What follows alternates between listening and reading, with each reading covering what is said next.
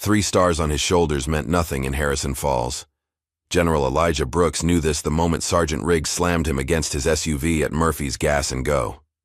"The only mistake was thinking you belonged here," Riggs sneered, tightening handcuffs around the wrists that had once signed orders deploying thousands.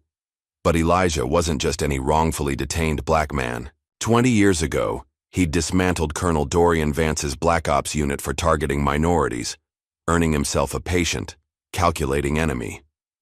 Now, as Elijah made one call from the back of the police car, "Initiate Falcon Lock," he couldn't see Mayor Wilson watching through security cameras texting his shadowy partner, "He's in." Nor could he see Colonel Winters at the Pentagon receiving his distress code, whispering. They triggered him. What began as small-town racism was actually the first move in a deadly chess game decades in the making. Just before we get back to it, I'd love to know where you're watching from today. And if you're enjoying these stories, make sure you're subscribed, because tomorrow's special episode is one you definitely don't want to miss. The afternoon sun beat down on the beat-up SUV as it cruised along the quiet roads of Harrison Falls, Virginia. Behind the wheel sat General Elijah Brooks, his 3 stars and crisp uniform replaced by a simple blue t-shirt and worn jeans. After months of Pentagon briefings and diplomatic missions, this personal leave felt both foreign and necessary. Chance to breathe away from the weight of command. Elijah adjusted the air conditioning, which fought valiantly against the summer heat. The dashboard GPS indicated he was still 2 hours from his uncle's fishing cabin, a sanctuary he hadn't visited in years. First, though, he needed gas. The needle hovered dangerously close to empty. A small sign for Murphy's Gas and Go appeared ahead, and Elijah signaled to turn in.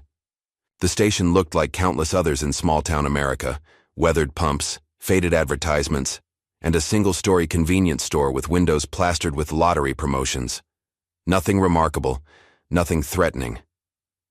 Just another forgettable stop on his journey to solitude. As Elijah parked beside a pump, he noticed the curious stares from 2 men loading supplies into a pickup truck. Their gazes lingered a beat too long before they climbed into their vehicle and drove away. Such looks were nothing new to Elijah. A lifetime of being both black and in authority had taught him to recognize the silent calculations behind strangers' eyes. He'd learned to neither ignore nor confront them, but simply to note and proceed. Inside the store, fluorescent lights buzzed overhead as Elijah navigated the narrow aisles toward the refrigerated section. The clerk behind the counter, a middle-aged white man with thinning hair and the name Frank embroidered on his shirt, watched him with undisguised suspicion. What Elijah couldn't know was that Frank Downey had recognized him, not from news coverage of military accomplishments, but from a photo circulated in a private online forum where former law enforcement officers shared conspiracy theories about government infiltration. Frank had been a police officer until excessive force. Complaints had finally caught up with him 6 months earlier. Now he scanned barcodes instead of neighborhoods, but his resentment had only deepened. "Afternoon," Elijah nodded politely, placing a bottle of water on the counter. "Just passing through?" Frank asked, making no move to ring up the purchase. "Yes." Heading up to Miller's Point for some fishing. Elijah's tone remained cordial, despite the clerk's evident hostility. Frank glanced out the window at Elijah's SUV. "Been sitting at that pump a while without buying gas." "I was checking my map first." "Planning to fill up before I leave," Elijah explained, sliding a $5 bill across the counter. Frank finally rang up the water. "We don't get many strangers around here. Folks notice things." The implied threat hung in the air between them. Elijah accepted his change with a calm, "Thank you," then headed back outside to the pump. As he inserted his credit card and began filling his tank, he noticed Frank on the phone inside the store, repeatedly glancing in his direction. Elijah had encountered enough prejudice in his life to recognize when a situation was escalating, but he'd also learned to distinguish between battles worth fighting and those best avoided. A confrontation with a small-town clerk wouldn't advance his career or improve national security, so he focused on completing his transaction and continuing his journey. He was replacing the gas nozzle when the sound of approaching sirens cut through the humid air. Within moments, Two police cruisers pulled into the station, blocking both the entrance and Elijah's SUV. Three officers emerged, two men and a woman, their hands already resting on their holsters.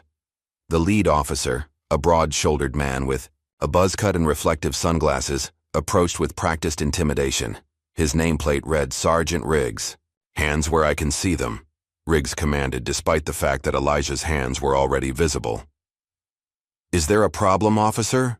Elijah asked, his voice steady and respectful, the same tone he used when diffusing tensions between feuding unit commanders. "Got a report of suspicious activity at the pumps," Riggs replied. "Need to see some ID." Elijah reached slowly for his wallet. "May I ask what suspicious activity I'm alleged to have committed?" "ID first, questions later," Riggs snapped. The female officer, whose nameplate read James, positioned herself to the side, her expression professional but uncomfortable. Officer Emily James was 11 months into her law enforcement career, still idealistic enough to believe in equal justice and uncomfortable enough with this situation to hesitate as her colleagues closed in. Elijah handed over his driver's license and military ID. "I'm General Elijah Brooks, United States Army. I'm on personal leave heading to a family cabin for some fishing." Riggs barely glanced at the IDs before passing them to the third officer. "General, huh? What brings you to Harrison Falls? We're not exactly on your typical Pentagon route." "As I said, I'm on leave. My uncle's cabin is about 2 hours north." Something in Riggs's demeanor shifted, not toward respect, but toward a more focused antagonism. "Step away from the vehicle, sir." "May I ask why?" "I've identified myself and explained my presence." "Step away from the vehicle now," Riggs repeated, his hand moving to his holster. Elijah complied, recognizing the danger in the officer's posture. 27 years in uniform had taught him when to assert authority and when to yield to avoid unnecessary escalation. This moment called for the latter. "Face the vehicle and place your hands on the hood," Riggs ordered. Again, Elijah complied, his mind already mapping potential outcomes and responses. As a 3-star general, he commanded thousands of troops and managed billion-dollar operations, but here, at a gas station in Harrison Falls, he was simply a black man at the mercy of local authority. "Sergeant," Officer James said quietly. "His military ID checks out. He's a general." "I don't care if he's the chairman of the Joint Chiefs," Riggs muttered. "Got a call. We check it out." He turned to Elijah. "Spread your legs." As Riggs conducted an unnecessarily thorough pat-down, Elijah maintained his composure. "Officer, I believe this constitutes harassment. I've committed no crime." "Questioning my authority?" Riggs's voice hardened. "That sounds like resistance to me." He yanked Elijah's arms behind his back, the handcuffs closing with a decisive click. "You're making a mistake," Elijah said through gritted teeth. Riggs leaned in close, his breath hot against Elijah's ear. "The only mistake was thinking you belonged here." Officer James watched with growing discomfort as Riggs marched Elijah toward the patrol car. This wasn't procedure. This wasn't right. But before she could intervene, Elijah was already being pushed into the back seat. "My phone," Elijah said as the door began to close. "I'm entitled to one call." Riggs hesitated, then reached into Elijah's pocket and extracted a slim black smartphone. "One call," he said, handing it through the window before slamming the door. Inside the patrol car, Elijah examined his phone. It wasn't his personal device, but a secured military phone, one of the perks and burdens of his rank. He dialed a number from memory and waited as it connected. "Security desk," came the crisp response. "Initiate Falcon lock," Elijah said quietly. "This is Brooks. Send it up the chain." "Understood, sir." Falcon lock initiated. Elijah ended the call, just as Riggs slid behind the wheel. In the rearview mirror, their eyes met briefly. Riggs's filled with smug satisfaction, Elijah's with calm resolve. As the patrol car pulled away, neither man noticed the security camera above the gas station entrance or the figure watching the feed from a back office.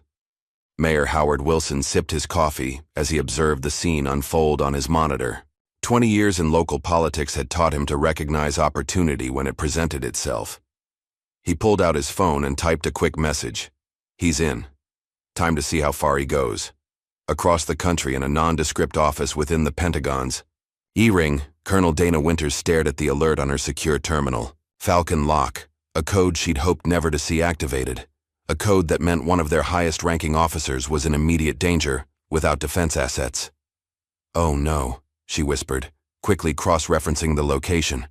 They triggered him. "It's happening." She reached for her secure line, already calculating response scenarios. Whatever was unfolding in Harrison Falls, Virginia, had just escalated from a local incident to a national security matter. Colonel Dana Winters moved through the Pentagon corridors with purposeful strides, her uniform crisp despite the late hour. Junior officers instinctively flattened themselves against the walls as she passed, recognizing the storm brewing behind her normally composed features. She pushed through the heavy doors of a restricted conference room where Admiral Karen Lutz was waiting, silver hair pulled back in a severe bun that matched her expression. "He triggered Falcon Lock," Winters said without preamble, placing her tablet on the polished table. "Elijah Brooks was just detained by local police in Harrison Falls, Virginia." Lutz's face remained impassive, but her fingers tightened around her coffee cup. "Coincidence? You know better than that, Karen. Harrison Falls has been on our watch list since those militia recruitment videos surfaced last year." Winters pulled up a secure file. "And Brooks, he wasn't supposed to be anywhere near there. He filed leave plans for the Blue Ridge Mountains." "Any chatter from our old friends?" Lutz asked, her voice dropping. Winters hesitated, then swiped to another screen. "That's why I needed to see you in person. Brooks was part of Obsidian Fence." The Admiral's posture stiffened almost imperceptibly. Obsidian Fence. The program's name hadn't been spoken aloud in secure chambers for nearly a decade. A classified initiative designed to identify, monitor, and stress test minority officers who showed exceptional leadership potential, officers who might one day hold enough influence to change the system from within. "I thought we shut that down," Lutz said carefully. "We reformed it," Winters corrected, "renamed it. But the infrastructure remained, and now someone's using it. Against us." She pulled up a personnel file showing a younger Elijah Brooks in his captain's uniform. Brooks wasn't just in the program, Karen. He was the gold standard, the example they used to refine the algorithm, the perfect combination of brilliance, restraint, and strategic thinking. "And now he's sitting in a county jail cell?" Lutz asked, the implications dawning in her eyes. "Worse," Winters said. "I think he's exactly where someone wants him to be." The Harrison Falls police station smelled of industrial cleaner and stale coffee. Elijah sat straight-backed on the metal bench in the holding cell, eyes forward, expression neutral. His military, ID, and personal effects had been placed in a plastic bin labeled Brooks E on a desk outside the cell where Sergeant Riggs was making a show of filling out paperwork. "So, General," Riggs said, emphasizing the title with barely concealed mockery. "How's the accommodations? Up to Pentagon standards?" Elijah didn't respond. His silence was calculated, a tactic that had served him well in negotiation rooms and hostile territories alike. Let them fill the void. Let them reveal themselves. "Not feeling talkative now?" Riggs continued, standing to approach the cell. "You military types always think you're better than us, don't you? Above the law, special rules. I haven't broken any laws, Sergeant," Elijah finally said, his voice measured. "And I haven't asked for special treatment." "Yet you made a call," Riggs countered. "To who exactly? Your powerful friends in Washington?" Elijah simply held Riggs's gaze, neither confirming nor denying. The standoff was interrupted by Officer James entering with a file folder. "Sergeant, I've processed the initial report, but there's still no clear charge listed." Her voice was professional, but tinged with uncertainty. "Suspicious behavior and resisting," Riggs said without looking at her. "Sir, the body cam footage doesn't show any resistance," she said, her eyes darting, briefly to Elijah. "And suspicious behavior needs to be substantiated with specific observations." Riggs turned to her, irritation flashing across his face. "Write it up as I told you, Officer James. unless you'd prefer traffic duty for the next month. James hesitated, then nodded stiffly. Yes, sir. She retreated to her desk, but not before casting another glance at Elijah. In that moment, he knew he'd found an ally, however reluctant she might be. As James settled at her desk, she noticed something odd about the general. He wasn't anxious or angry like most detainees. He was observing, cataloging. His eyes moved methodically around the room, noting exits, cameras, personnel. It was the behavior of someone who was already 3 steps ahead, gathering intelligence for a countermove. Outside the station, a black SUV with government plates parked across the street. Its windows were tinted beyond legal limits and no one emerged from the vehicle. Inside the station, the security cameras flickered, going dark for exactly 5 seconds before resuming their feed. No one noticed except Elijah, whose eyes tracked to each camera in sequence. The game had begun. Angela Brooks was in the middle of editing a legal brief when her secured line rang. As one of the nation's most respected civil rights attorneys, she was accustomed to urgent calls. But the vibration pattern of this particular phone sent a chill through her. It was a pattern reserved for emergencies related to her husband's work. This is Angela, she answered, already moving to her home office and closing the door. It's Winters, came the terse reply. Elijah's been detained in Harrison Falls, Virginia. Local police. But it's not what it appears. Angela's free hand curled into a fist. Racial profiling. That's the cover, Winters said. He's in danger. And it's not just about race. It's revenge. Explain, Angela demanded, already pulling up her secure laptop. I can't over this line. But check your secure email. There's a file coming through in 3 minutes. After you read it, the system will purge it. Angela had known Dana Winters for nearly 2 decades, ever since the then captain had served under Elijah in their early career days. Winters wasn't prone to dramatics or overreaction. Dana, Angela said softly. Should I be afraid? A pause. Be prepared. This goes deeper than either of you knew. After the call ended, Angela sat motionless, waiting for the promised file.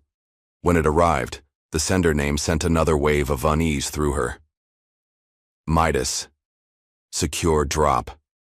Midas wasn't a person but a designation, a hacker collective that occasionally provided information to government agencies when traditional intelligence channels failed. They operated in the gray spaces between legality and necessity, and their involvement meant whatever was happening transcended normal protocols. The file contained a series of documents, intelligence briefs, personnel records, and surveillance reports, all centered around a project called Obsidian Fence. And at the center of one page, a digital kill list with Elijah's name circled in red. A separate message appeared in her chat window. Midas. It's payback. For something that happened 20 years ago. Midas. Your husband made powerful enemies when he dismantled the 22nd Tactical. Midas. They've been planning this for years. Harrison Falls is just the trigger. Angela's legal mind kicked into high gear, analyzing the information while simultaneously formulating a response strategy. She needed leverage, connections, and above all, time.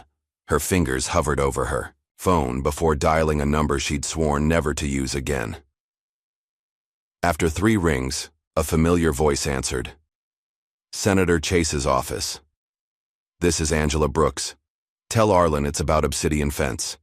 He has 2 minutes to take my call. 10 seconds later, Senator Arlen Chase was on the line. Angela, this is unexpected. Skip the pleasantries, Arlen. You tried to block my husband's 3rd star. Now I need your help to save his life. That's quite an accusation, and quite a request, Chase replied carefully. Why would I? Because I have the original sign-off documents for Obsidian Fence, Angela interrupted, with your signature authorizing racial profiling criteria for high-ranking black officers. How would that look on CNN, Senator? The silence that followed told her everything she needed to know. What do you need? Chase finally asked, his voice ice-cold. Pentagon clearance to access all Obsidian Fence files, and a congressional inquiry into Harrison Falls Police Department, starting within the hour. You're playing a dangerous game, Angela. No, Arlen. Someone's playing games with my husband's life. I'm simply changing the rules. Back at the Harrison Falls Police Station, Officer Emily James couldn't shake the feeling that something was very wrong. The general's arrest didn't add up. The charges were flimsy at best, potentially illegal at worst. And Riggs's behavior, the unnecessary aggression, the apparent satisfaction, set off alarm bells honed through her training at the academy. With Riggs momentarily out of the building for a smoke break, James slipped into the evidence room. The department's digital systems were outdated, but body cams were automatically uploaded to a local server for 48 hours before being transferred to long-term storage. Using her credentials, she accessed the footage from that afternoon. What she saw confirmed her suspicions. The general had been compliant throughout the encounter. Riggs had escalated without provocation. The only resistance came after Riggs had already initiated excessive force. In the viewing room, James's hand shook as she downloaded the footage to an encrypted cloud storage account, one not connected to the department. What she was doing could cost her job, maybe even lead to criminal charges. But what Riggs had done, that wasn't policing. That was something else entirely. As the upload completed, she noticed a file folder on Riggs's desk that hadn't been there earlier. The edge of a document was visible, bearing an insignia she didn't recognize, a black fence encircling what appeared to be a military rank insignia. Without thinking, she snapped a photo with her personal phone before hurrying back to her post. Night had fallen over Harrison Falls when Elijah was released without explanation. No charges filed, no apology offered. Just a curt nod from the desk sergeant and the return of his belongings. "Your vehicle has been delivered to the town motel," the sergeant informed him, sliding a room key across the counter, courtesy of the department. Elijah recognized the non-apology for what it was, damage control. Someone higher up had made a call. As he pocketed his belongings, he noticed an unusual file folder on the desk behind the sergeant. The same black fence insignia Officer James had photographed was visible on its corner, a symbol Elijah recognized from a lifetime ago. It was the marker used by a Black Ops unit he had personally disbanded after discovering their unsanctioned domestic operations, targeting minority communities. Outside the station, the night air felt clean after hours in the cell. Elijah took a moment to center himself before heading toward the motel, which sat just 2 blocks away. As he walked, he noticed the black SUV that had been parked across from the station was now following at a discreet distance. Friend or foe? The distinction had grown blurry in the last 12 hours. At the motel, a single-story building with peeling paint and flickering neon, Elijah found his room and entered cautiously. The space was clean but sparse. A bed, a desk, a television that had seen better days. His duffel bag had been placed on a luggage rack, apparently retrieved from his SUV. He checked his secured phone. 3 missed calls from Angela, 2 from Winters, and 1 from a number he didn't recognize. He would return them shortly, but first he needed to ensure the room was secure. A quick sweep revealed no obvious surveillance devices, though in the digital age, monitoring didn't require physical bugs. He sent a brief encrypted text to Angela. "I'm safe. We'll call in 30. Love you." Across town, in the shadowy corner of a parking garage, Harrison Falls Mayor Howard Wilson waited nervously beside his luxury sedan. When heavy footsteps echoed through the concrete structure, he flinched. "You're late," Wilson said as a tall figure emerged from the darkness. "Politicians don't dictate my schedule," came the gruff reply. Colonel Dorian Vance stepped into the dim light, his military bearing evident despite his civilian clothes. Once a rising star in military intelligence, Vance now operated in the shadows, a man whose name had been systematically erased from official records after a dishonorable discharge 15 years earlier. "Did you get what you needed?" Wilson asked. Vance's smile didn't reach his eyes. Brooks performed exactly as expected, controlled, strategic. Even in humiliation, he thinks like a chess master. He pulled out a cigarette but didn't light it. That's why he's so dangerous, and why he needs to be broken, not just defeated. "Yas," Schreitus Wilson began. "Is already accounted for," Vance interrupted. "He's the last piece. We break him now and the rest fall like dominoes. He finally lit the cigarette, its ember glowing in the dimness.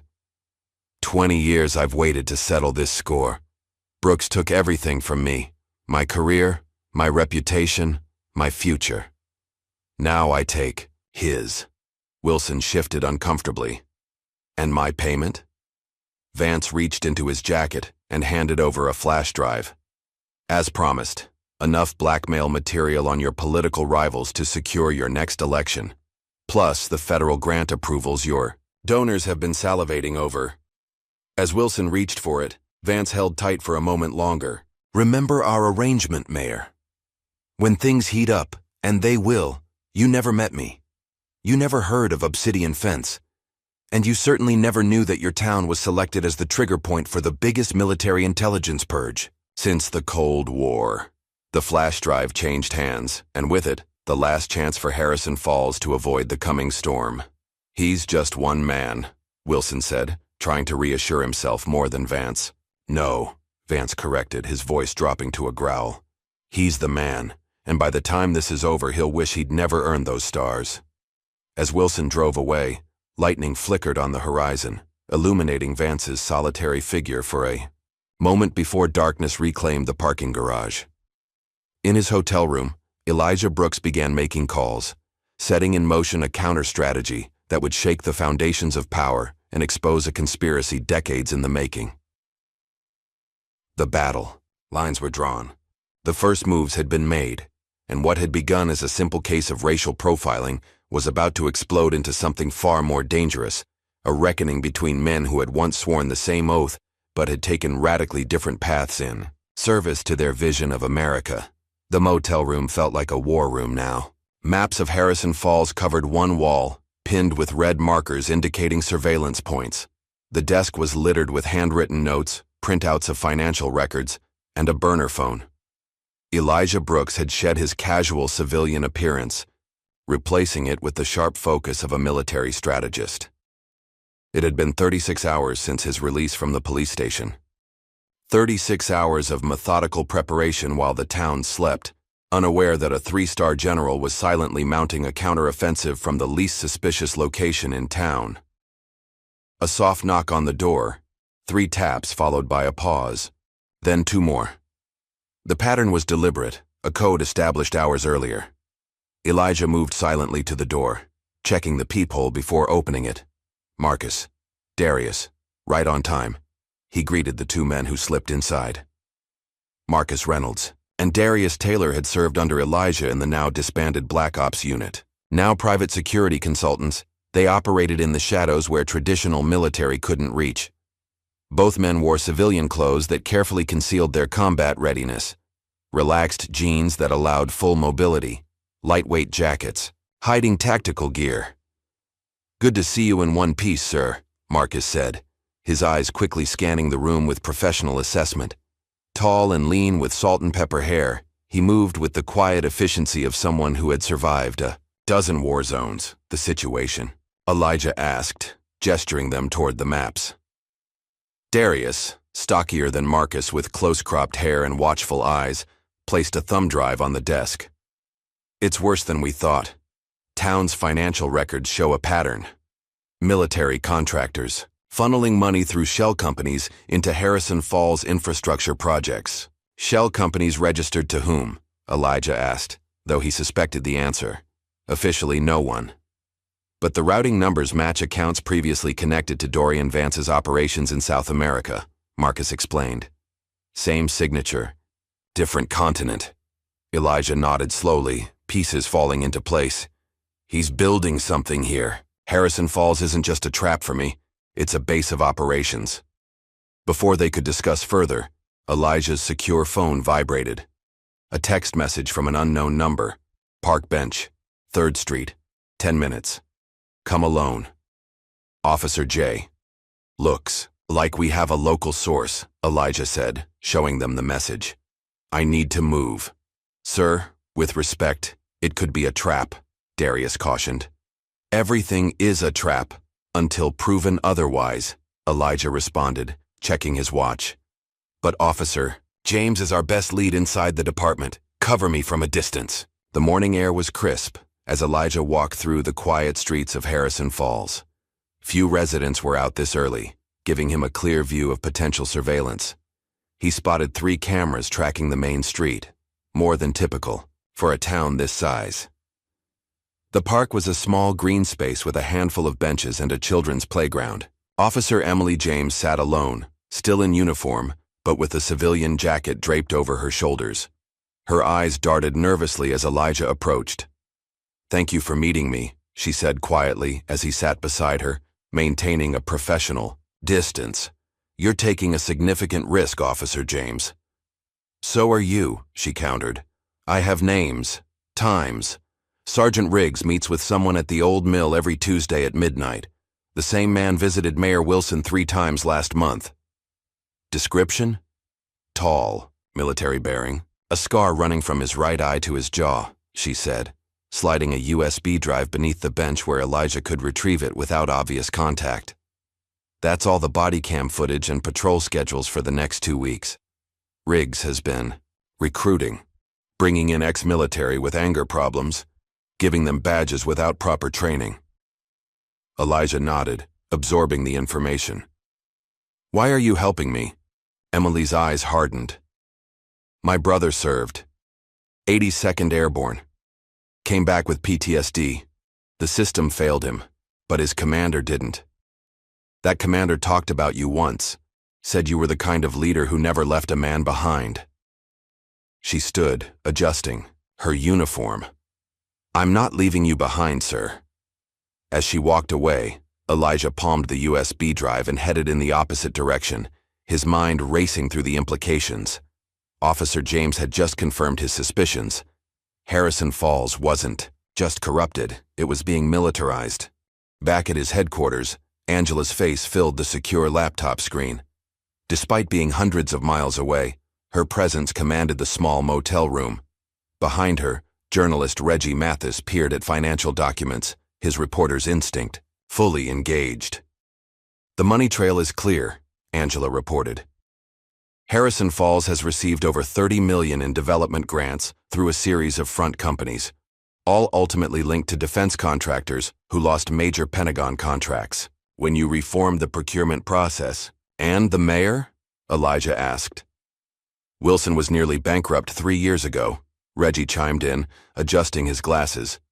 "Now he's got offshore accounts with 7 figures, started right after he hired 5 new officers, all with military backgrounds, all with disciplinary flags in their service records." Elijah's mind flashed back 20 years, to a classified operation in North Africa. Lieutenant Colonel Dorian Vance had been his deputy, a brilliant tactician with a dangerous worldview. During a routine intelligence gathering mission, Elijah had discovered Vance's unauthorized side operation, a systematic effort to eliminate local leaders based on ethnic profiling, coupled with a plan to implement the same protocol domestically, focusing on minority communities. "He wanted a racial purge," Elijah said quietly. "First abroad, then at home.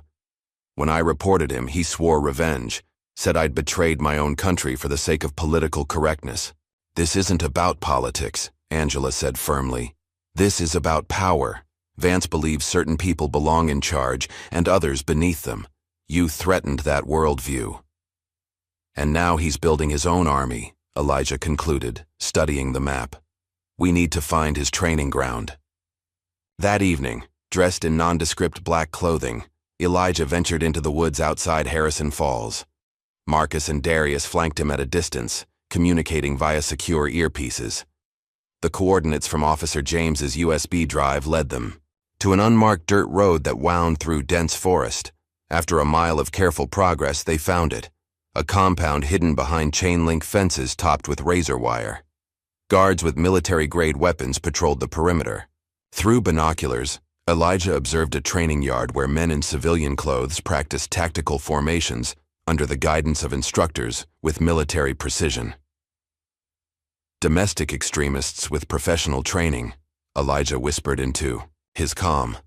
"This isn't just about me. They're building a militia."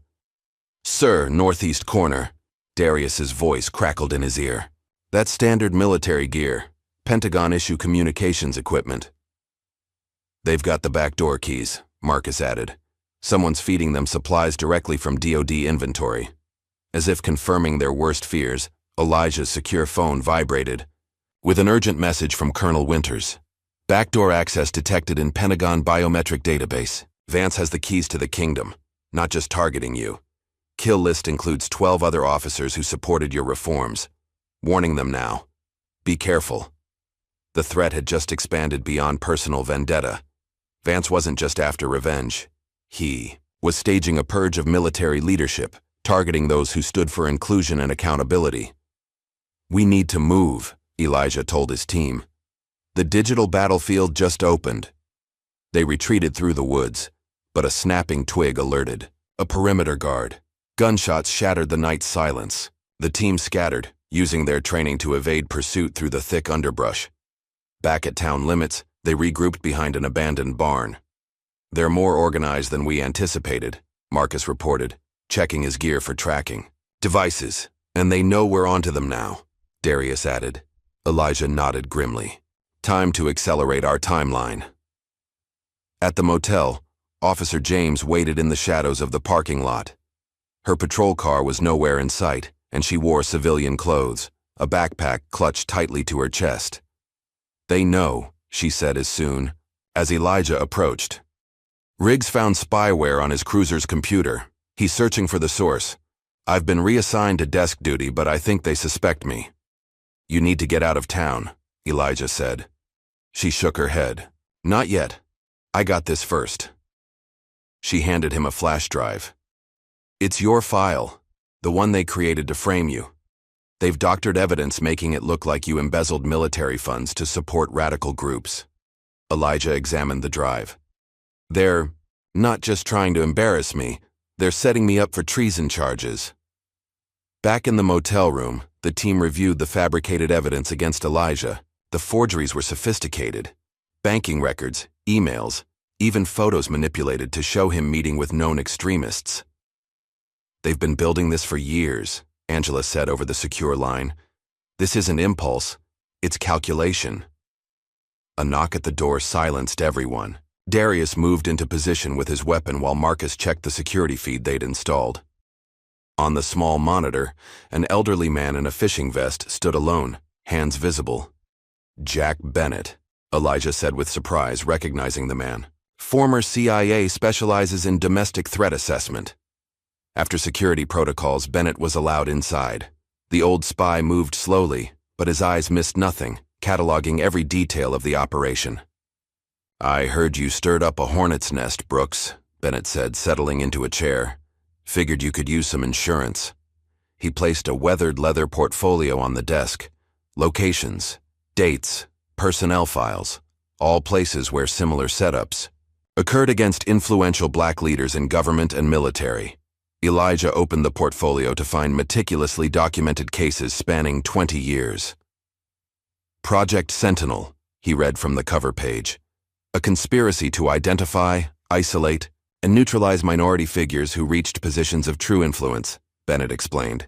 Started as a monitoring program, evolved into active sabotage. Vance didn't create it, he inherited it, then militarized it. The revelation sent a chill through the room.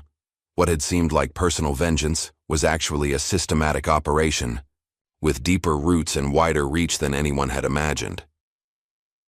Elijah looked at the faces of his team, Marcus and Darius, veterans who had faced death in distant lands. Officer James, risking her career and safety. Angela on the screen, fighting through legal channels.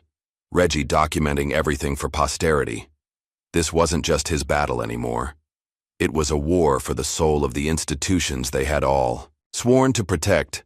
This ends now, Elijah said firmly, and it ends where it started.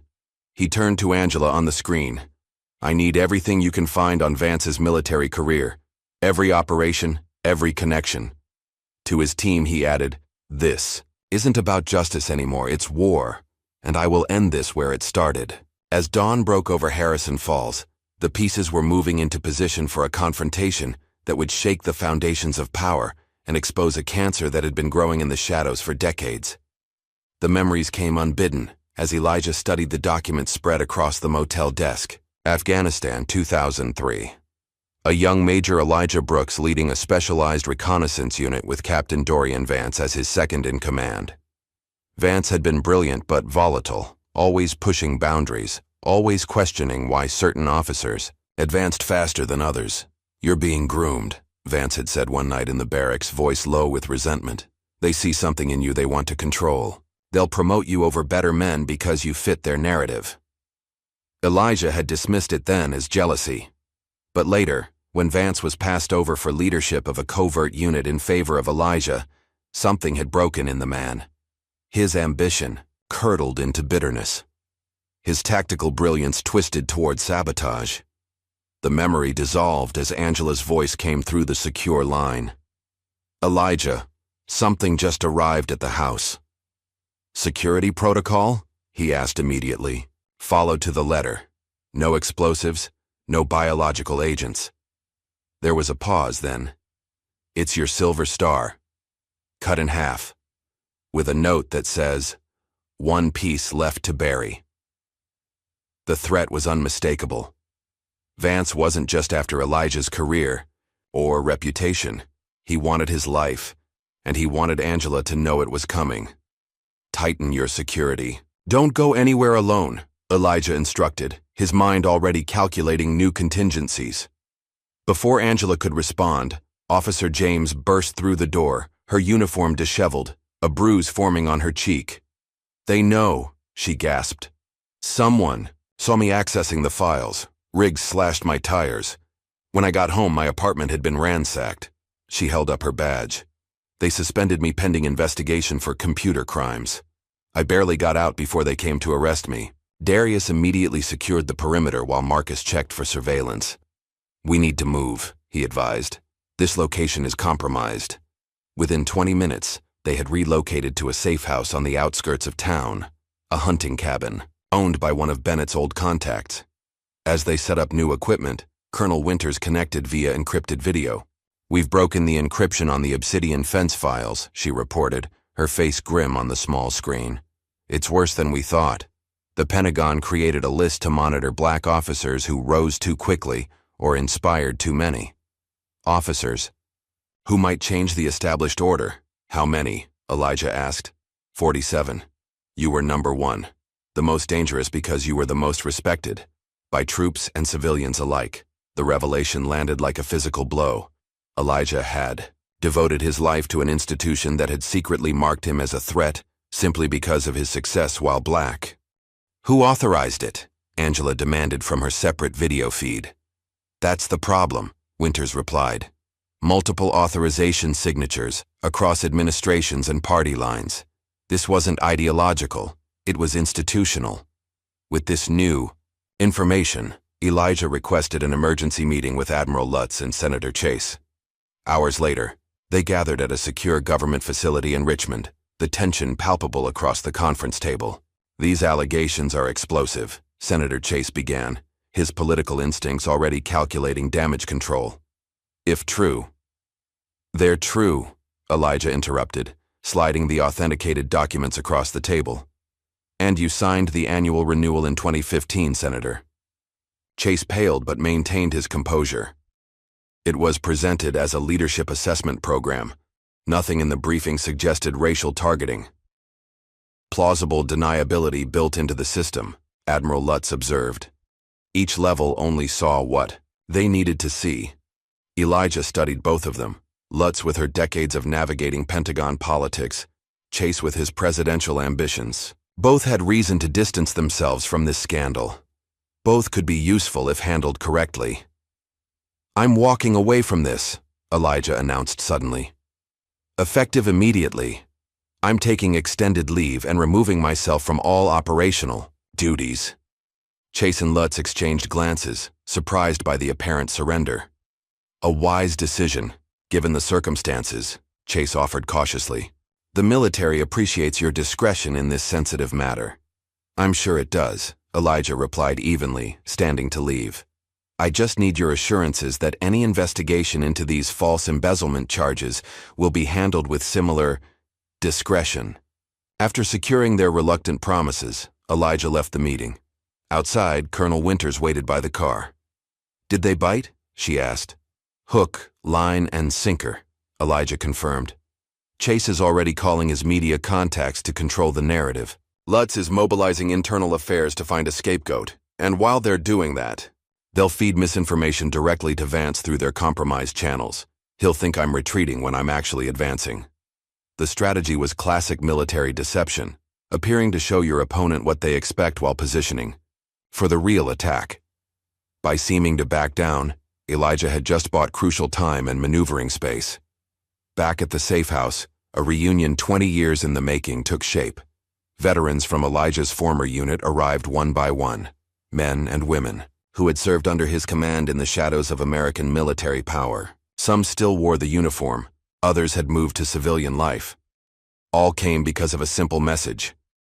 The general needs you. No questions. Full deniability. The atmosphere was tense. Some still harbored resentment over the unit's disbanding. Years ago, Staff Sergeant William Parker, now a construction foreman in Tennessee, was the most vocal. "You shut us down when we were doing good work," Parker challenged. "Said we were operating outside parameters. We were eliminating threats before they reached our shores. You were targeting American citizens based on racial and religious profiling," Elijah corrected firmly. "That wasn't the mission. That will never be the mission." "And now?" Parker pressed. Elijah looked around the room at the faces of those he had once led, some supportive, some skeptical, all waiting for him to prove himself once more. "Now we face an enemy that used the same prejudice to build a militia inside our borders, an enemy that believes certain Americans deserve power and others deserve subjugation, an enemy I once called brother." One by one, he laid out the evidence: Project Sentinel, Obsidian Fence, the doctored files, the militarized police force, the training compound outside town. With each revelation, more faces hardened with resolve. "This isn't about me," Elijah continued. "It's about what we swore to defend. All of us, against all enemies, foreign and domestic." By midnight, even Parker had committed to the mission. The safe house transformed into a strategic command center, with team members assigned to surveillance, intelligence gathering, and tactical planning.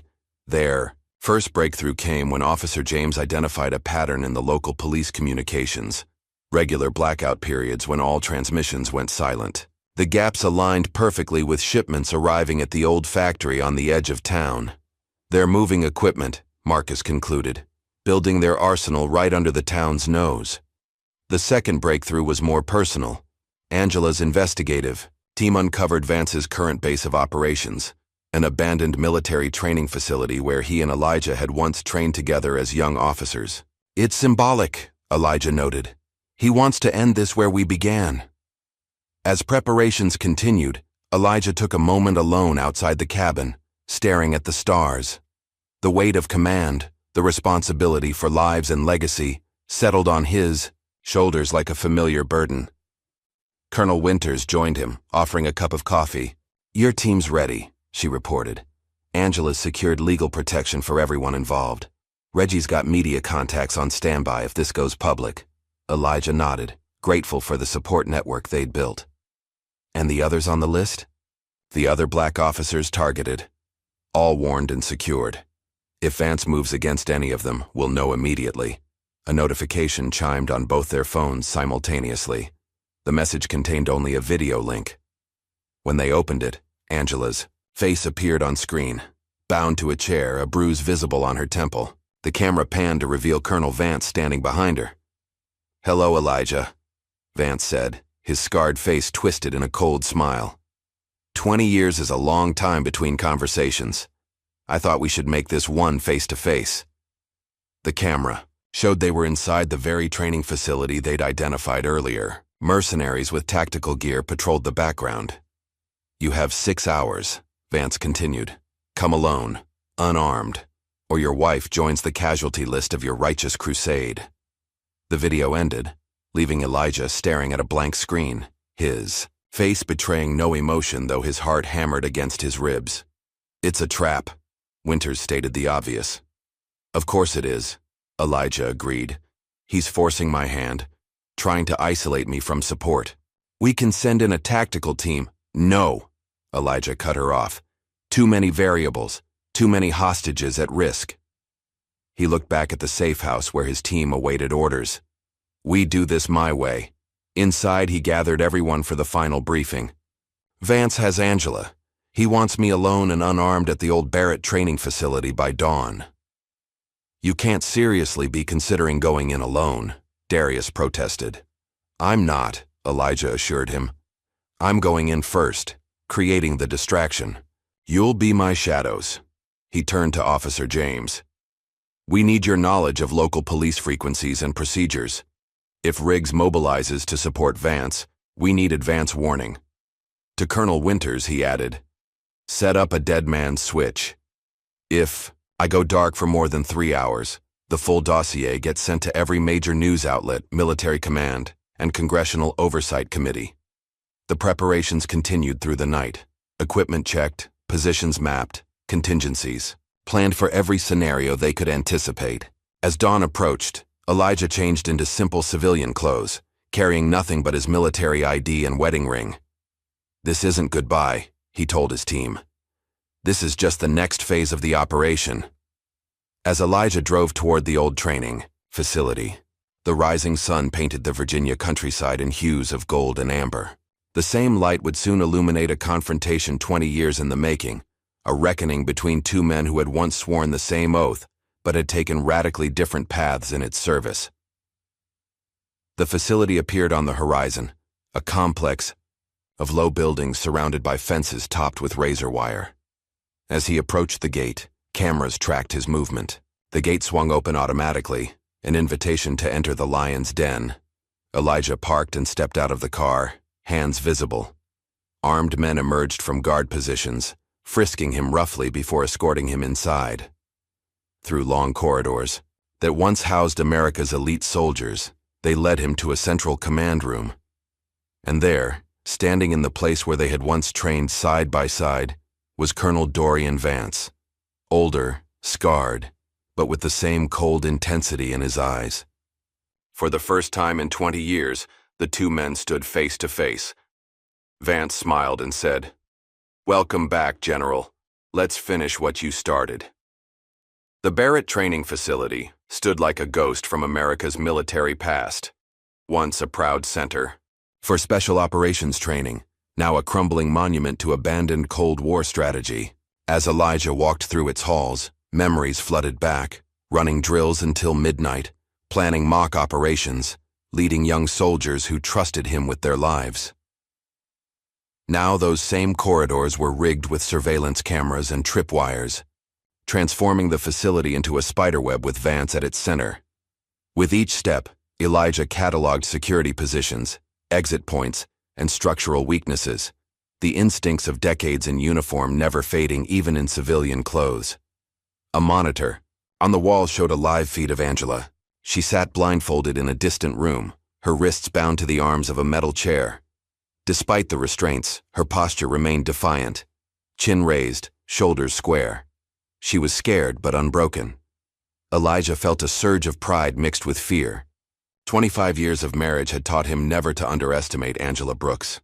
"Admiring my hospitality?" Vance's voice came from behind him. The years had hardened his once handsome face, leaving it gaunt and scarred. He wore tactical pants and a black t-shirt that revealed arms corded with muscle, a soldier who'd never stopped training for a war of his own making. "She's a civilian, Dorian," Elijah replied evenly. "This is between us."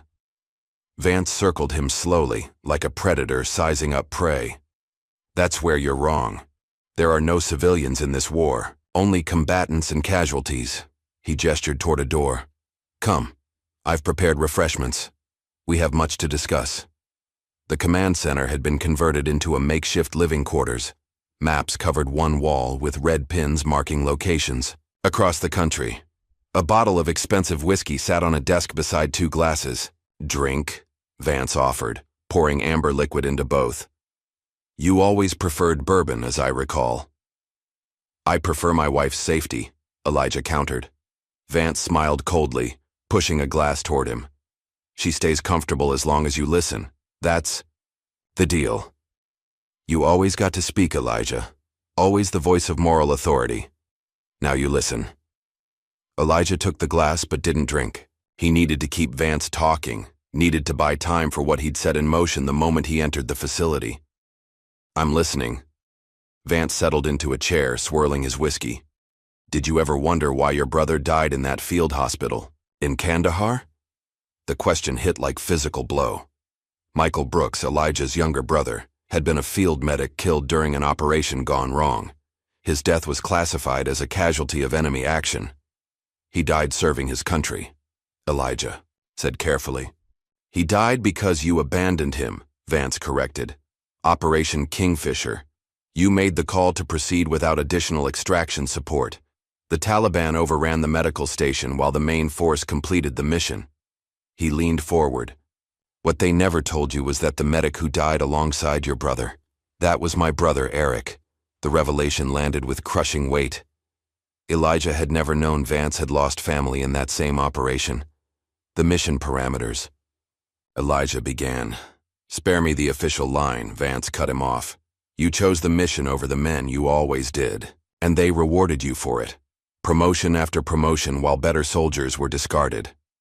As Vance spoke, Elijah subtly adjusted his position, ensuring that the hidden transmitter in his belt buckle had a clear signal. The device was sending encrypted bursts of audio to Angela's smartwatch, a special anniversary gift he'd given her with a secondary communications chip embedded in its casing. If she was conscious and aware, she'd be receiving his message. 3 hours, Northwest Corridor, water pipe breach. You've been carrying this for 20 years, Elijah said, keeping Vance's attention focused on him. Building an army of disgruntled veterans to what end? Personal revenge. Vance laughed, a hollow sound devoid of humor. This was never just about you, Elijah. You're a symptom of a larger disease. I'm merely the surgeon. He stood, leading Elijah to a computer station displaying personnel files. Hundreds of them, each bearing military ID photos of Black, Hispanic, and Middle Eastern service members. These officers were fast-tracked for promotion over more qualified candidates, Vance explained, his voice hardening. Political appointments masquerading as merit-based advancement. The system is corrupted from within. Generals chosen for their skin color instead of battle prowess. Advisors selected for their surnames rather than strategic minds. That's not what happened, Elijah countered. The military finally started recognizing talent that had been overlooked for generations. Started promoting based on performance rather than preference. Vance's eyes flashed with anger. You actually believe that, don't you? That your stars were earned rather than gifted to fulfill a quota? Outside the facility, Officer James tracked police frequencies from a concealed position. Colonel Winters had established a perimeter with Elijah's former unit members positioned at strategic points. They monitored the facility through thermal imaging, counting guards and mapping movements. Meanwhile, Angela worked methodically on her restraints. The wool of the blindfold absorbed her tears of frustration, but her fingers remained busy. The metal hair clip she'd kept hidden was slowly weakening the zip ties around her wrists. The vibration against her wrist was so faint she almost missed it. 3 pulses. Then, a pause. Then a pattern she recognized immediately. Morse code. Elijah was alive and sending instructions. 3 hours, Northwest Corridor, water pipe. With renewed determination, she sawed faster at the restraints.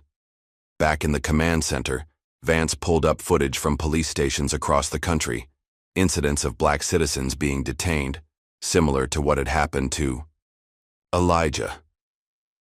Each of these situations was a test, Vance explained, identifying officers willing to act without asking questions, building a network of law enforcement loyal to the principles this country was founded on. White supremacy wasn't a founding principle, Elijah challenged, and neither was using police as personal militias. Vance ignored the comment, continuing his tour of the operation. Private defense contractors provided the funding, companies that lost billions when you reformed military procurement to favor diverse suppliers. His voice dripped with contempt. Meanwhile, combat readiness scores declined while inclusion metrics improved. You weakened America's defensive posture to satisfy social engineering goals. I held suppliers accountable for performance, not connections, Elijah corrected. And combat readiness improved under my command.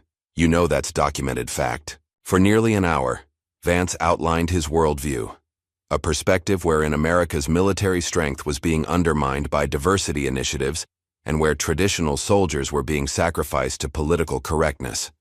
It was a narrative Elijah had heard before but never delivered with such tactical precision and resources behind it. So what's your endgame? Elijah asked finally. A coup? Martial law? What happens after you've purged the military of anyone who doesn't fit your preferred demographic? Restoration, Vance said simply. A return to merit-based advancement and strategic priorities driven by national security, not social justice. And you'll determine who has merit. Someone has to draw the line. Throughout the conversation, Elijah had been mapping the facility in his mind, identifying guard rotations and security blind spots. He'd also been carefully positioning himself to keep Vance's attention away from the surveillance monitors. On one of those monitors, a shadow moved through a ventilation shaft. Angela had freed herself and was navigating through the building's infrastructure, exactly as they had practiced in security drills at their home. Years of living under potential threat had turned theoretical security protocols into muscle memory. I need to see my wife, Elijah stated flatly, interrupting Vance's monologue. All in good time. First, we discussed terms. Vance presented him with a laptop open to a video recording setup. You're going to make a statement. Confess to using your position to funnel Pentagon funds to radical organizations. Admit that your promotion was part of a social engineering experiment rather than merit-based advancement. And if I refuse, then Angela dies, and the world sees you as a coward who abandoned his wife to protect his reputation. Vance gestured to another monitor, showing a live stream already connecting to multiple military command centers. Your former colleagues are watching. Your legacy is on the line. Elijah studied the man before him.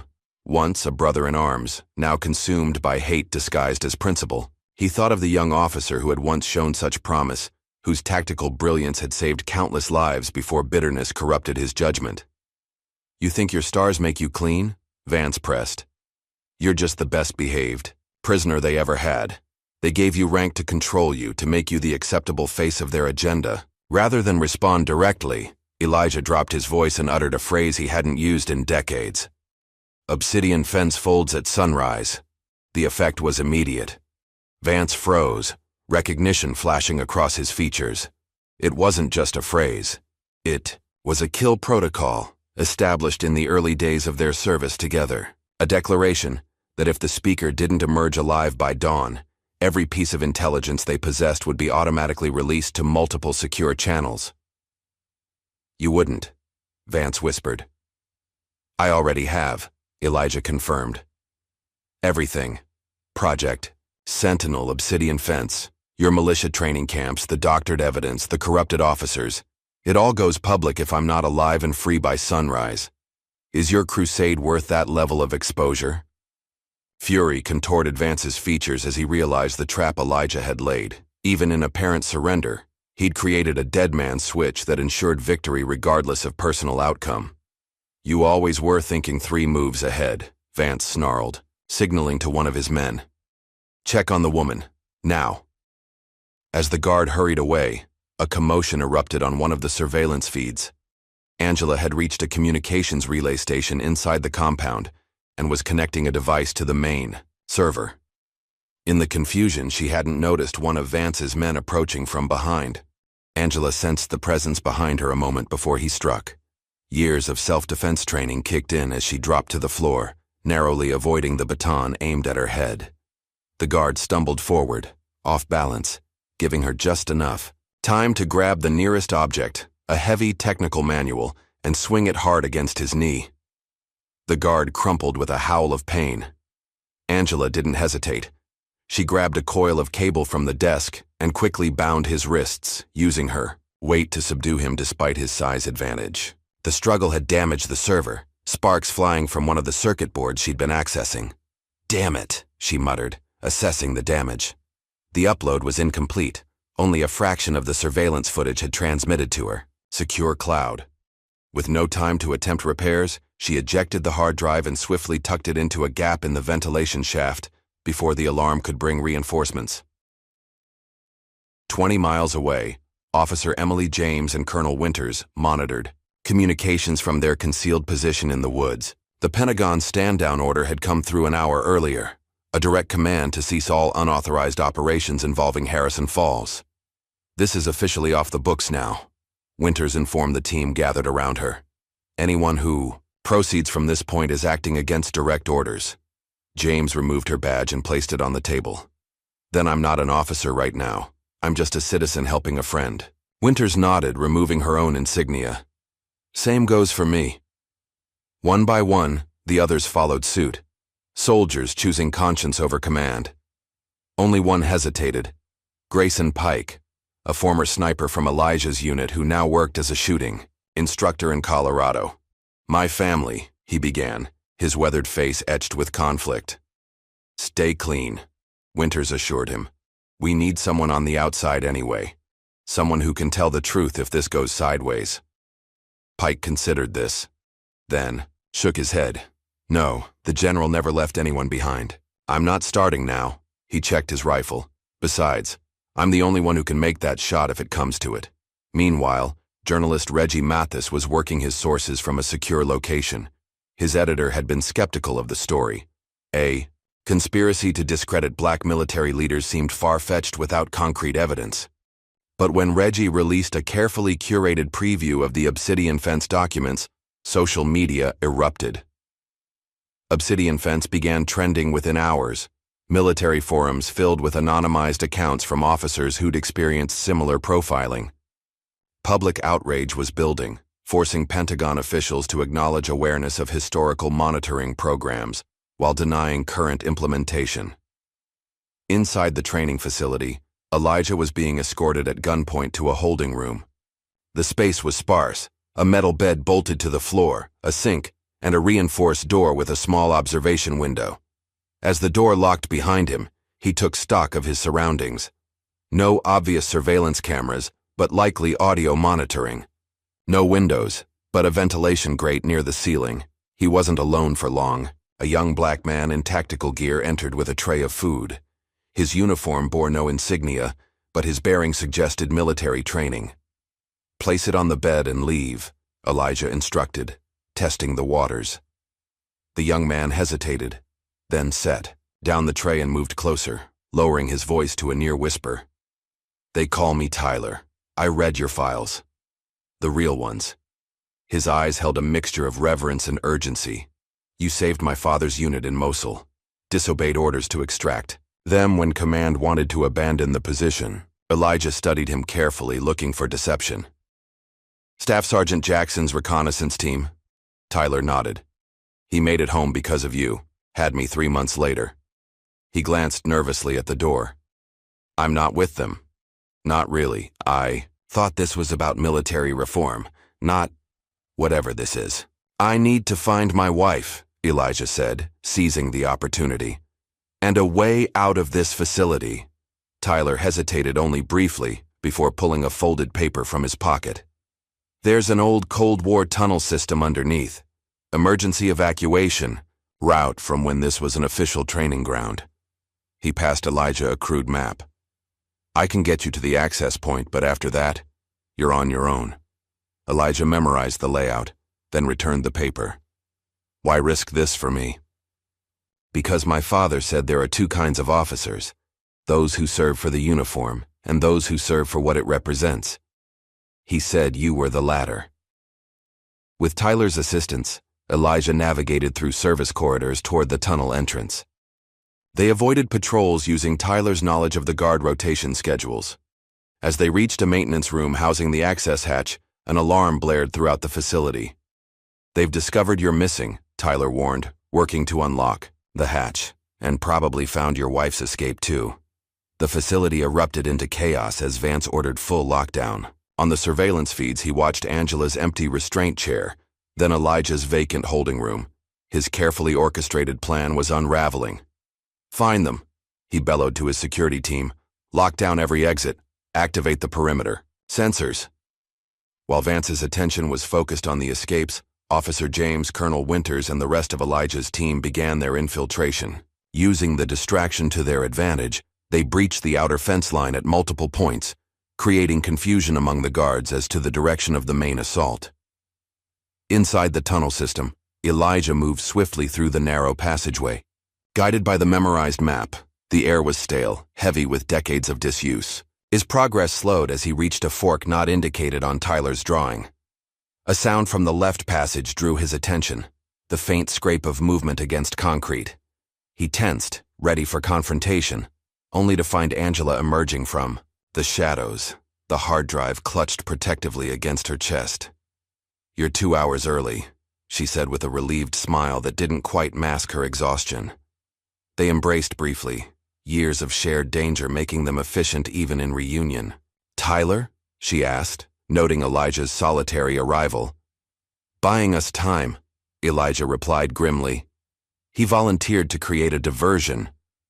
Above ground, Tyler was doing exactly that, systematically triggering false alarms in different sectors of the EO facility, drawing security teams away from the tunnel access points. His diversion worked until a suspicious guard recognized him entering a restricted area.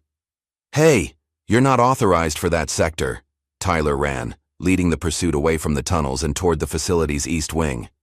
Cornered in a communications room, he locked the door and barricaded it with equipment.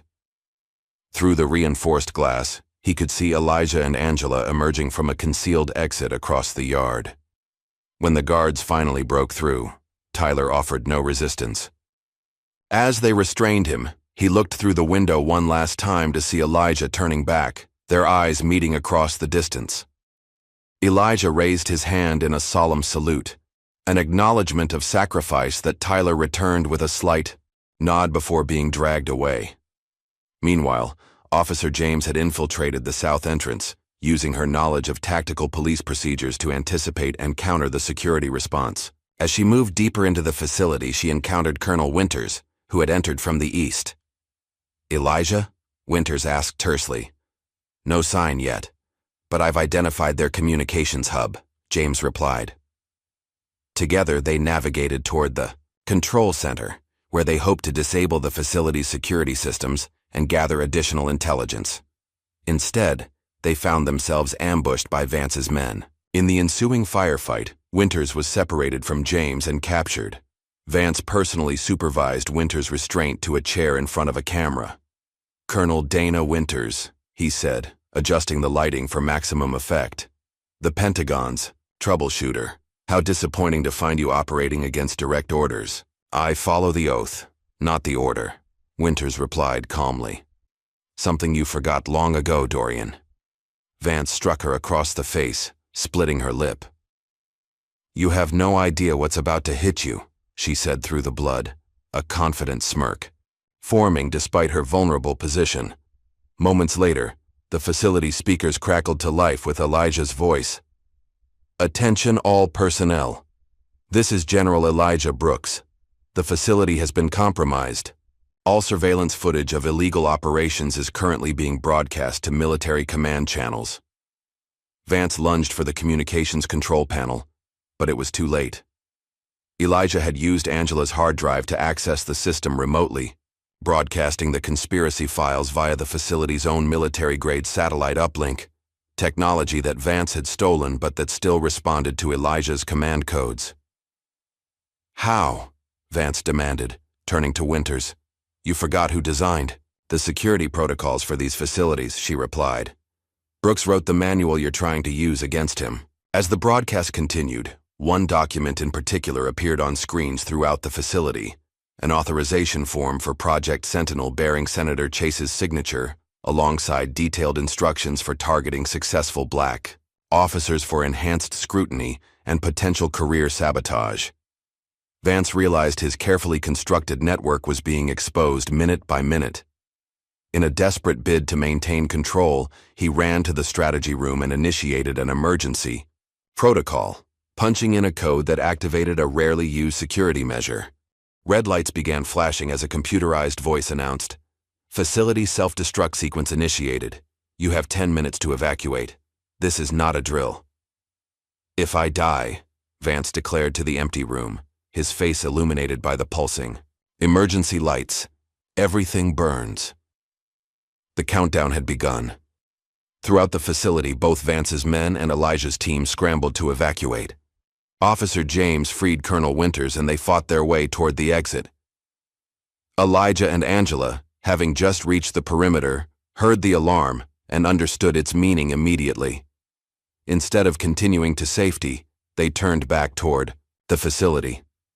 Their mission wasn't complete, not while others remained inside, not while evidence could be destroyed, and not while Vance remained unprosecuted. As they raced against time, Elijah spotted Vance in the strategy room through a window, frantically gathering files. Their eyes met across the distance, General and Colonel, once brothers in arms, now separated by an unbridgeable chasm of ideology and betrayal. Elijah crashed through the door, charging toward the control panel where the self-destruct sequence could be aborted. Vance intercepted him, and the two men collided in a brutal struggle that transcended physical combat. "You think your stars make you righteous?" Vance shouted, landing a blow to Elijah's ribs. "They make you a puppet," Elijah countered, his military training evident in every precise movement. "I never wanted to be your enemy," he grunted, blocking a strike. "You made me your mirror." The control panel sparked and smoked from a stray bullet, accelerating the countdown. With 5 minutes remaining, Angela reached the panel and attempted to override the sequence using the partial code Elijah had whispered earlier. The system responded, but only partially, extending the countdown rather than canceling it entirely. "We have 5 minutes," she shouted over the alarms. The fight between Elijah and Vance intensified, each man drawing on decades of training and a lifetime of conviction. When Vance pulled a concealed weapon, the confrontation reached its climax. In a split-second decision that defined everything he stood for, Elijah disarmed Vance rather than letting him die in the coming explosion. Knocking him unconscious with a precise strike, Elijah hoisted his former friend over his shoulder. "Don't leave anyone," he told Angela as they rushed toward the exit. "Not even him." Through collapsing corridors and past failing security systems, they made their way to the exterior, where James and Winters had organized the evacuation. As the last of their team cleared the perimeter, the facility erupted behind them, concrete and steel giving way to fire and destruction, erasing decades of history in moments. Elijah, Angela, and an unconscious Vance emerged from the wreckage. As flames consumed what remained of the Barrett training facility, a visual metaphor for the old order collapsing under the weight of long-hidden truths. Dawn broke over the smoldering ruins of the Barrett training facility. Emergency vehicles lined the perimeter, their lights casting eerie blue and red patterns across the destruction. Medics tended to the wounded while firefighters battled the remaining flames. The air reeked of smoke, melted plastic, and the unmistakable aftermath of violence. Angela stood apart from the chaos, her fingers dancing across her tablet as she frantically tried to restore the damaged hard drive data. The explosion had corrupted portions of the evidence, but enough remained to tell their story. Beside her, Colonel Winters coordinated with trusted Pentagon contacts, establishing secure communications channels outside normal protocols. "We have 5 minutes before Homeland Security locks this down," Winters warned, glancing at her watch. "They're mobilizing a containment team from Richmond." "Working on it," Angela muttered, her focus absolute. "The encryption is holding, but the transfer speed is compromised. We need more time." Nearby, Elijah knelt beside the unconscious form of Colonel Vance, now secured with zip ties and under guard by Marcus and Darius. Despite everything, something in Elijah couldn't let go of the man they had once been. Soldiers who had pledged to defend the same Constitution, who had once trusted each other with their lives. "Sir," Darius approached cautiously, "the override codes for the bombs, how did you know they'd work?" "I didn't," Elijah admitted. "But Angela and I established emergency protocols years ago, personal codes that we'd recognize." He looked toward us, his wife with admiration. "She only had part of the sequence, enough to buy us time, not stop it completely." Officer James jogged up to them, her uniform torn and soot-stained. "Riggs is mobilizing local police to secure the area. They're 5 miles out and approaching fast." That complicates things, Elijah observed calmly. Their original extraction plan had assumed they'd have more time before official response teams arrived. We need to split up, Winters suggested. Different exfil routes rendezvous at the secondary location. Elijah shook his head. No. We face this together. He turned to James. Are there body cameras on Riggs's team? Standard issue. They're required to activate them for all operations. Good. Let them document what they find. The truth needs witnesses. As if on cue, Vance began to stir, coughing and blinking away the eye ghost disorientation. When his vision cleared, he found Elijah staring down at him, not with hatred, but with something far more devastating. Pity. You should have left me, Vance rasped. That's the difference between us, Elijah replied. Always has been. Vance struggled briefly against his restraints before slumping back in defeat. You've won this battle, but the war continues. There are others who believe as I do. Men with power and conviction. I'm counting on it, Elijah said. Because now, they'll be forced into the light. A distant explosion rocked the facility's eastern section, a secondary detonation from ruptured gas lines. The blast sent everyone diving for cover. In the confusion, Vance seized his opportunity, rolling away and sprinting toward the tree line despite his bound hands. Elijah gave chase, followed by Marcus. They pursued Vance into the nearby woods, where the terrain became treacherous, fallen trees, hidden sinkholes, and the disorienting sameness of the forest. Vance, despite his restraints, moved with the desperation of a man with nothing left to lose.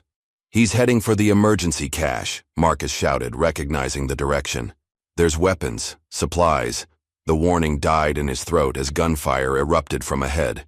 Vance had apparently reached his destination. Elijah and Marcus took cover behind a massive fallen oak, assessing the situation. I have 3 magazines. And emergency transponders, Vance called out. Enough to hold you off until my reinforcements arrive. There are no reinforcements, Dorian, Elijah responded, his voice calm despite the circumstances. Your network is exposed. Your allies are distancing themselves. Senator Chase is already issuing denials. You think this was built on one senator's support? Vance laughed bitterly. We reach further than you know. While they exchanged words, Marcus circled around, using the forest cover to flank Vance's position. Elijah kept him talking, understanding that each minute they delayed increased the chances of the evidence reaching secure servers beyond anyone's ability to suppress. This country was built on certain principles, Vance continued, his voice carrying through the trees. Order, hierarchy, natural leadership.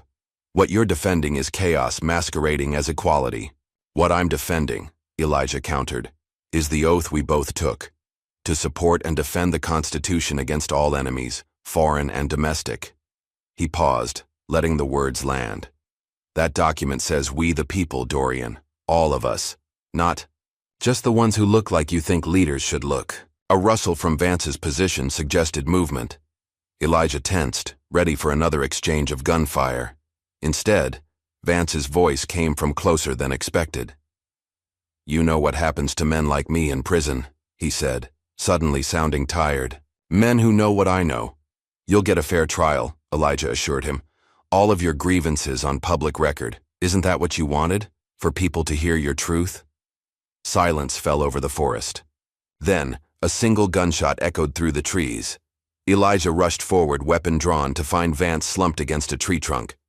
The colonel had turned his gun on himself, choosing a final act of defiance rather than surrender. Marcus emerged from the brush, his expression grim. He was never going to let you win completely, Marcus observed. Elijah knelt beside his former friend, checking for a pulse despite knowing he would find none. He thought he was winning by denying us justice, he said softly. He never understood that this wasn't about him or me. It was about the system we both served. They carried Vance's body back to the clearing, where Angela's face told Elijah everything he needed to know. The transfer had completed. The evidence was secure. The truth would not be buried again. As they emerged from the trees, a new complication appeared on the horizon. black SUVs with government plates and the unmistakable profile of Homeland Security's Tactical Response Team. Leading them was a senior official Elijah recognized from Pentagon briefings. "General Brooks," the official called out, approaching with his hands deliberately visible. "I have orders to take you and your team into custody pending investigation into unauthorized operations and destruction of government property." Elijah stood his ground, aware of his team forming a protective circle around him and Angela. "On whose authority?" "Direct from the Secretary of Defense, sir." Winters stepped forward. "I'd like to see those orders, Agent Taylor." The standoff stretched into uncomfortable silence. Behind them, the facility continued to burn. Years of secret operations reduced to ash and twisted metal. Local news helicopters circled overhead, capturing footage that was already streaming live to millions of viewers. Elijah made a decision. Removing his tactical gear, he stepped forward with hands raised. "I'll go with you voluntarily. My team acted under my direct orders. Any charges should be mine alone." Angela grabbed his arm. "Elijah, no." "It's the right move," he assured her. "The evidence is out. Now we play by the rules we've sworn to uphold." Before Agent Taylor could place Elijah in custody, however, Colonel Winters received an urgent communication. Her expression shifted from tension to surprise as she listened. "Stand down, Agent Taylor," she ordered, her voice carrying the weight of command.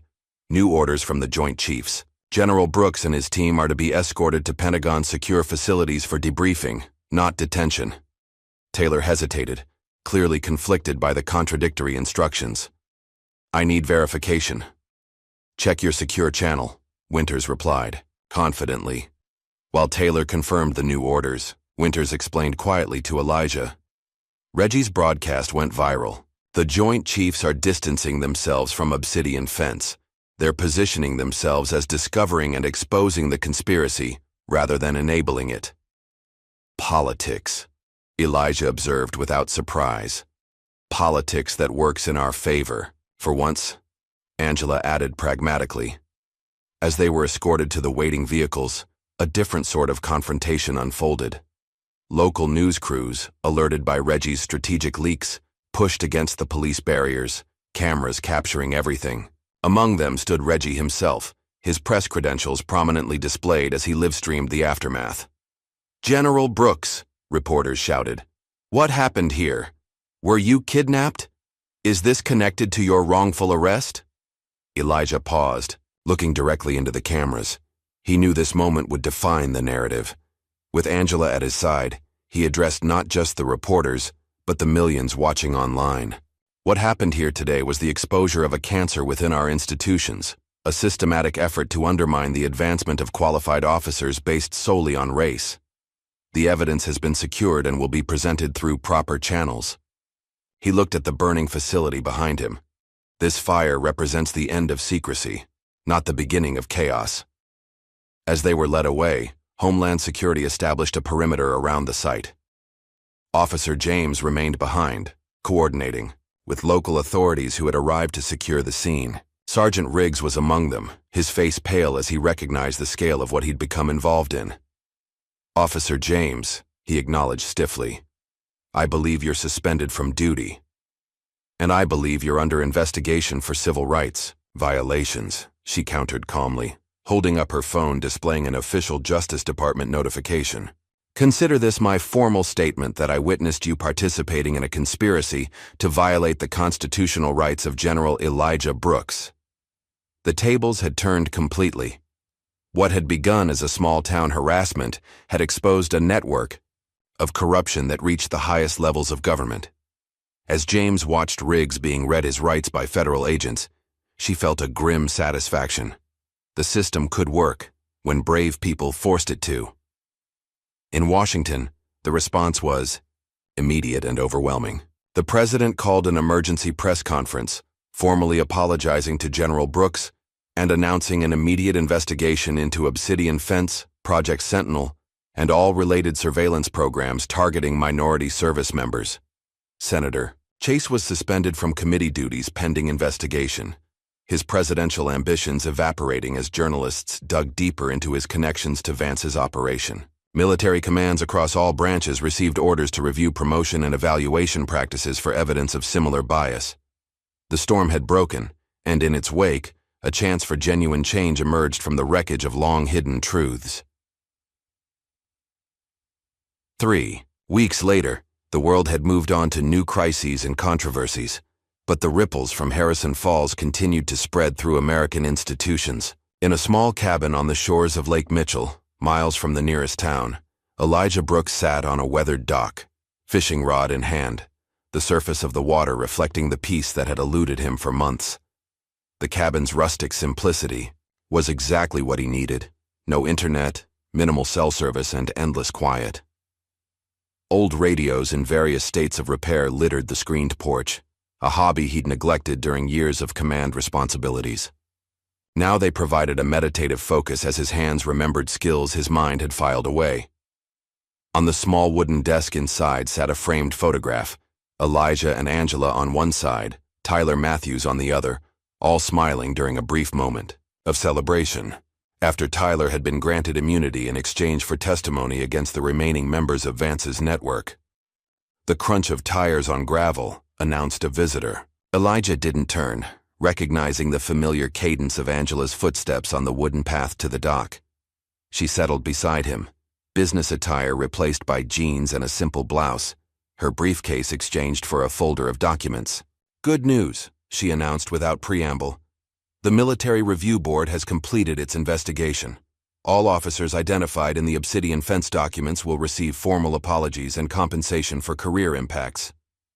Elijah nodded, his eyes still on the still surface of the lake. "And the others? The ones who never made it high enough to be targeted?"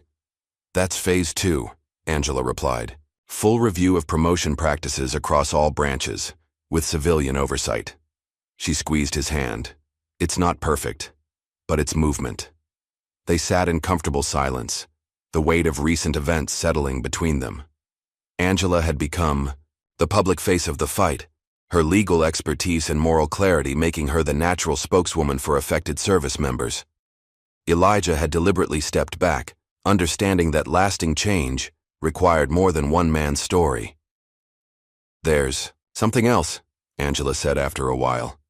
"Officer James has been reinstated. Not just reinstated, promoted to detective and offered a position with Federal Internal Affairs to help identify similar corruption patterns in other departments." Elijah allowed himself a small smile. "She'll be excellent at it." "She asked about you. Said to tell you she's starting with Harrison Falls PD. Riggs has been arrested, and they're investigating every case he handled for civil rights violations." The fishing line tugged gently, but Elijah made no move to reel it in, letting whatever curious fish had found his bait continue its investigation. "And Reggie?" he asked. "Pulitzer nomination for his coverage," Angela reported. "But he's struggling. Death threats, nightmares, PTSD from the whole experience." She paused. "He could use a visit from someone who understands combat stress." Elijah nodded. "I'll call him tomorrow." 2 days later, Elijah drove into Washington for the first time since the incident. He found Reggie Mathis in a coffee shop near the Post's offices, the journalist's usual energetic demeanor subdued by the dark circles under his eyes and the constant scan of his surroundings, the hypervigilance Elijah recognized from countless returning combat veterans. "General," Reggie greeted him, standing automatically. "Just Elijah now," he corrected gently. "The uniform is on hold for a while." They talked for hours, not about the investigation or the story, but about living with the aftermath of danger, about how to sleep when your brain won't stop scanning for threats, about the difference between necessary caution and paranoia. By the time they parted, Reggie stood straighter, the connection with someone who truly understood providing more comfort than any therapy session. "The truth has a cost," Elijah told him as they shook hands. "But silence costs more." Reggie nodded, recognition flashing in his eyes. "I'll remember that." The following week brought another visitor to the cabin, Colonel Winters, now officially retired from active intelligence duties. She arrived with a small box containing her personal effects from the Pentagon and a sealed envelope. "Couldn't let you hide out here forever," she said by way of greeting, surveying the simple cabin with approval. "Nice place to decompress, though. Over coffee on the porch, they spoke of changes rippling through the military establishment. The uncomfortable self-examination, the resistance from old guards, the tentative hope from younger officers who had lived too long under invisible ceilings. "I brought you something," Winters said finally, handing him the envelope. "Found it in a secure archive during the cleanup operation." Inside was a single sheet of paper containing a list of signatures, officers who had served under Elijah's command over the years, many now in leadership positions themselves. At the bottom was a simple message: "If you ever want to lead again, we'll follow." Elijah folded the paper carefully and placed it in his shirt pocket. "Thank you." "Just so you know where you stand," Winters replied. "When you're ready." After she left, Elijah drove to Harrison Falls one last time.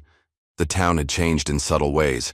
The police station stood abandoned, its operations temporarily taken over by state authorities pending a complete departmental overhaul.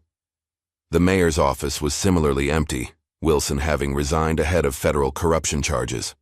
Elijah walked through the quiet streets, remembering the fear and tension of his first visit. A few residents recognized him, some nodding respectfully, others averting their eyes in shame or lingering resentment. The gas station where it had all begun had a new clerk. The conspiracy-minded Frank Downey was among those arrested in the subsequent investigation. In the weeks that followed, Angela began work on a project she'd contemplated for years, a memoir, titled Invisible Stars, chronicling the stories of black military heroes whose contributions had been systematically diminished or erased from official histories. When she asked Elijah to write the foreword, he initially resisted. "I'm not a writer," he demurred, "and I'm not interested in becoming a symbol." "You already are one," she countered. "The question is whether you'll help shape what that symbol means."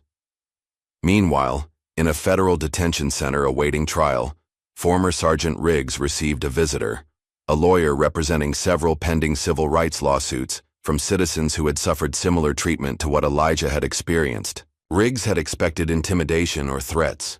Instead, the attorney simply presented him with documented evidence of his pattern of behavior and a choice: cooperate with investigations into systemic abuses or face the maximum penalties alone. Across the country, the ripple effects continued. Military academies revised their leadership curricula to include case studies on institutional bias. Police departments implemented new accountability measures. Government contractors faced enhanced scrutiny of their hiring and lobbying practices. And in a maximum security federal prison, a letter arrived for inmate number 247891, formerly Colonel Dorian Vance. The envelope bore no return address, but the contents were unmistakable, a single page in Elijah's distinctive handwriting. "You failed because you fought for your anger. I won because I fought for people. When you're ready to remember what service really means, I'll be waiting." Vance read the letter 3 times before carefully tearing it into pieces. But later that night, he retrieved the fragments from his trash can and meticulously reassembled them. 2 months after the Harrison Falls incident, Elijah received an unexpected offer: appointment as National Defense Ethics Director, a newly created position designed to implement reforms across all service branches. His initial instinct was to decline, to remain in the quiet refuge he had established away from the spotlight. Before responding, he visited Tyler's mother in Philadelphia, a small row house filled with photos of her son in uniform, proud evidence of a family tradition of service. Mrs. Matthews welcomed him with quiet dignity. "Tyler wrote to me about you," she said, serving him tea in her best china. "Said you were the kind of officer who remembered why the uniform mattered." She studied Elijah's face. "The country needs more leaders who understand that." "I'm not sure I can be what they need right now," Elijah admitted. Mrs. Matthews took his hand firmly. "Don't let my son's sacrifice be forgotten. He believed in the change you represent." Those words stayed with him during the flight back to Washington, where he finally accepted the position. Not for redemption or vindication, but because systems only changed when good people worked from within, using their knowledge of the machine to recalibrate its purpose. Was integrity ever about winning, or was it always about standing firm when the world tried to break you? As Elijah Brooks showed us, sometimes the most powerful weapon isn't force, it's unwavering principle. Like and subscribe for more powerful stories about courage in the face of injustice. Your support helps these important narratives reach those who need to hear them.